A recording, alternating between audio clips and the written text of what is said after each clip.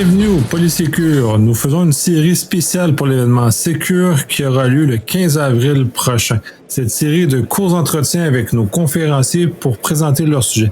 La première de la série est Ingrid Dumont. Est-ce que tu peux te présenter? Bonjour, donc Ingrid, je suis juriste de formation et il y a quelques années, j'ai créé mon entreprise en Gérone, la déesse des secrets, pour travailler autour de la confidentialité et du secret médical et la protection en fait de ce secret. Et j'ai mis en place des outils pour faciliter les échanges d'informations entre professionnels de la santé. Et le but était de garantir la vie privée des personnes. Donc, je travaille autour des nouvelles technologies, des usages et des comportements utilisateurs et le juridique. Et l'alliance de ces trois piliers, le droit, les usages et les techs, en fait, interagissent et se complètent pour garantir la protection de la vie privée et pour qu'on ait le meilleur côté des techs sans trop d'inconvénients. C'est un domaine très complexe, très humain aussi dans un univers de technologie, de technologues. Donc, c'est peut-être des défis particuliers à mettre les choses en œuvre et les rattacher ensemble, faire un sens. Exactement. Et on se rend compte que la technologie pour sécuriser est importante, mais que les facteurs humains sont très impactants et qu'ils sont souvent qui sont négligés par notamment les concepteurs. Donc en fait, il y a de grosses réflexions sur les facteurs humains et les usages dès la conception. On se rend compte que ça a des répercussions sur les cahiers des charges et c'est ce que je vais aborder notamment avec vous au Sécure. C'est cet impact sur les cahiers des charges parce que on pense avoir la très bonne idée, mais on sous-estime la malveillance et les capacités de détournement de l'usage. Et c'est vrai que les concepteurs sont souvent focus sur ce qu'ils ont imaginé sans voir tout ce qu'on pourrait faire de malveillant. Et Dieu sait que l'imagination dans le domaine de la malveillance n'a pas de limite.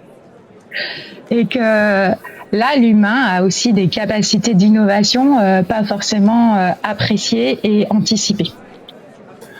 Ouais, et ça, puis de toute façon aussi, tu vas probablement aborder tout le volet des praticiens du milieu qui eux-mêmes présentent un certain défi de les faire adhérer à ces éléments-là.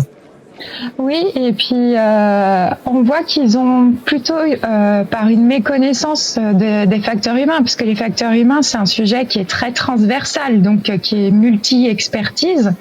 Ça veut dire qu'il y a des fois des difficultés à réunir toutes ces expertises autour d'un projet. Et c'est vrai que la facilité, puisque l'être humain est feignant, il a une facilité à aller chercher ce qu'il connaît et ce qu'il maîtrise, et qu'on nous met souvent des surcouches techniques à des problèmes humains, et que finalement trop de sécurité tue la sûreté, et que c'est pas forcément dans l'intérêt de la protection et de la facilité des usages. Donc, ce qui est dommageable, parce que tous les publics ne sont pas forcément des informaticiens et des pros de la tech. Donc, là aussi, avoir des solutions adaptées, ça veut pas dire forcément sur tech.